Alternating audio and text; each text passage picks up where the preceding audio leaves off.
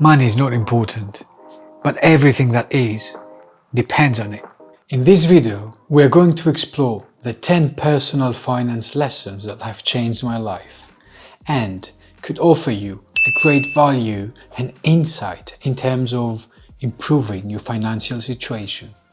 Don't be fooled though, none of this will make you a millionaire overnight, as a plethora of gurus out there preaches all the time. What will make you a millionaire though is smashing that like button and subscribing for more educational content. Number 1, quit impulse buying and control your emotions. I know it's hard, but everyone has their own sort of kryptonite. And as soon as that item pops up on a Facebook ad while you're browsing the net, then it soon becomes an impulse buy. For me, my impulse buys have always been gadgets and board games. Every time the same vicious cycle would follow, I would buy the item, I would feel excited about the item, momentarily of course, dopamine would overwhelm my brain, and then a feeling of guilt would crawl and haunt my soul for days to come. Why did I buy this in the first place? Such kind of spending can be particularly damaging, especially if you're taking high interest credit debt in order to buy these items. So, as a matter of fact, impulse spending is a sign of uncertainty in our lives. And it usually, if you notice, comes about when you're not sure what you want in your life or what makes you happy. Here's a trick for you in order to avoid their trap. Next time your impulses kick in and you want to buy a product, use the 30-day rule, right? So what this means is basically you put that item into your wish list and wait for 30 days. If after 30 days you still want to buy that item, then by all means do buy it. But my friends, patience is a virtue and it can go a long way, saving that extra cash. Number 2, perfection will keep you broke. So, as a wise man once said to me, to get it done is way better than to get it perfect. Perfection has the so-called weird effect of paralyzing you, right? So it makes you think of the excuses for not starting something unless you have the absolute perfect conditions for you to start. Nonetheless, right, this may cause massive delay in terms of your overall progress. Don't let perfectionism overwhelm your dreams and ambitions. Make your move now. This has personally helped me launch many businesses and has led me to multiple failures, which in turn has equipped me with the necessary wisdom for not repeating such mistakes. Therefore, I would highly recommend you take action. Start whatever you have in your mind and then improve gradually along the way. You know, as Richard Branson famously said, if somebody offers you an amazing opportunity but you're not sure you can do it, say yes and then learn how to do it later. In the same manner, jumpstart your ideas and learn how to do it better along the way. No one was born a genius. Practice makes perfect. Number 3, just do it.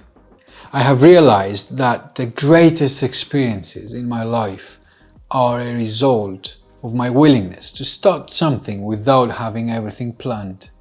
This has led me to many small financial successes by simply starting something and then, getting better.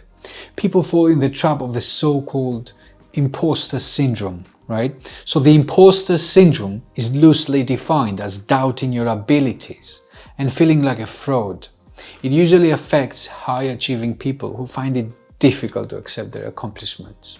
So long story short, do it now because sometimes, right, later may become never. Number 4, you can acquire skills at any age. People tend to believe that after a certain age, you do not have the mental capabilities to acquire new skills. That is so since the neuroplasticity of our brains declines as we grow old, and as a result, we cannot learn as fast as our younger selves would. right? Nonetheless, I believe that you can acquire any skill at any age just by being consistent, disciplined, and passionate about that skill. For example, I have started learning French, web coding, and the piano, even though I'm 28 years old. I have noticed, though, a feeling of self-fulfillment and joy whenever I'm pushing myself outside my comfort zone and I'm challenging myself to grow. This also reflects on my overall financial situation, since the more I learn, the more I can earn, and the more I'm able to build meaningful relationships with the people around me. So push yourself and get outside your comfort zone. Number 5, reading business and finance books. I truly believe that we stand on the shoulders of giants. All the knowledge in the world has been codified and has been written down in a plethora of books, and at a cost of a Starbucks coffee you can acquire that wisdom and make it work for you and the fulfillment of your own goals. I truly believe that the insights you extract by reading quality books are priceless. I have made it a rule that every day, even if it's like for 10 minutes, I will read a couple of pages from a book that I am aiming to complete. And then I will seek to apply this newly acquired knowledge in my businesses. Because then it will be pointless simply reading and not applying.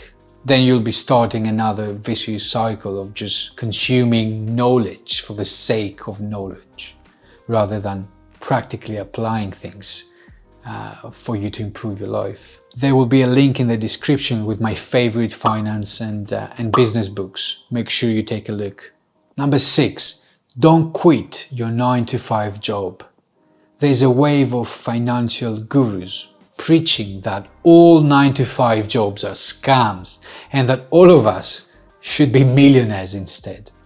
I totally disagree with this thesis. I'm actually working a 9-to-5 at the moment, and I truly believe it is something really enjoyable and satisfying, and it also pays the bills.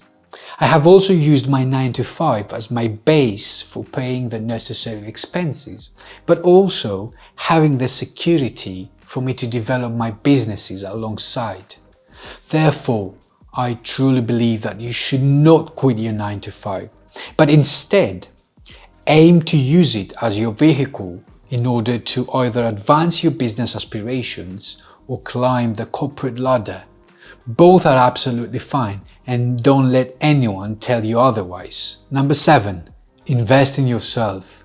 Invest in your personal and professional development. Try to be intentional about every second of your day.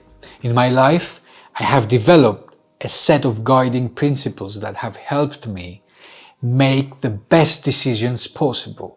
Therefore, if I'm not earning, if I'm not learning, if I'm not creating meaningful memories and relationships, I immediately pull out from anything that I'm doing. As entrepreneurs, not only time, but attention is also our currency, and we have to safeguard it at any cost. To that extent, I have also recently started to buy online courses which will assist me in developing and propelling my business faster. As Alex Hormozi put it, you will have to pay down the time tax of knowledge for your ignorance. On that note, if a course preaches quick and easy money, then 100% of the time there will be a scam. So please beware. Number 8, don't let lifestyle creep get you. So lifestyle creep is this common idea or common pattern of spending more money as you earn more money.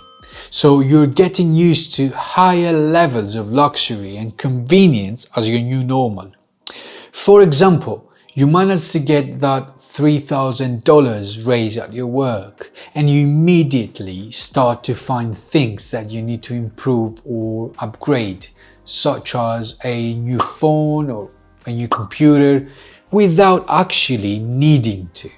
As a result, you earn more money, but you also spend more money. And then you end up being on the same exactly spot that you were before the raise. Instead of doing this, aim to set a certain percentage of your income aside every month.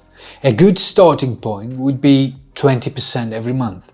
See it as paying yourself first, and then the residue of your salary can be used for any other needs that you have planned for that month.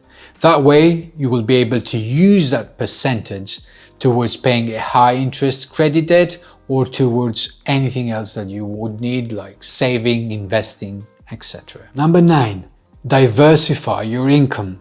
In this day and age of the internet, starting a freelancing business or an online tutoring business or an online course where you monetize your expertise and provide actual value to people's lives has not been easier. The good thing with this type of diversification is that it is scalable depending on your skills, and by developing it alongside your base income from your 9 to 5, you will have managed to create a safety net in the event that you lose your 9 to 5 job. Almost everyone I know has a marketable skill. May that be public speaking, may that be productivity hacks, may that be a musical instrument, and all of these skills can be utilized in order to make extra money on the side. So find your passion, find your skill, and make sure to monetize it. Number 10. Celebrate your small successes. I find it highly important that you need to celebrate your small successes along the way.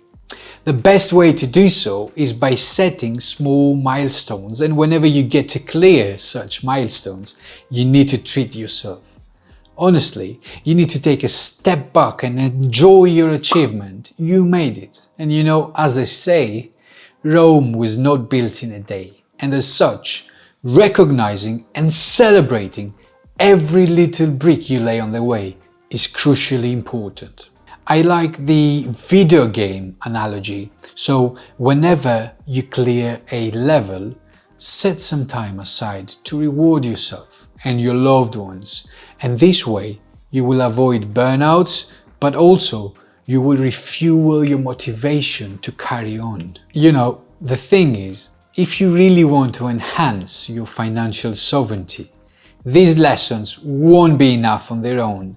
There's actually one more thing that you have to combine with it in order to diversify your income stream and create the first step for the life of your dreams. And that's why you really should not ignore this video here, because it's going to take what you've just learned and make it 10 times more powerful, and maybe even 100 times more powerful. See you over there.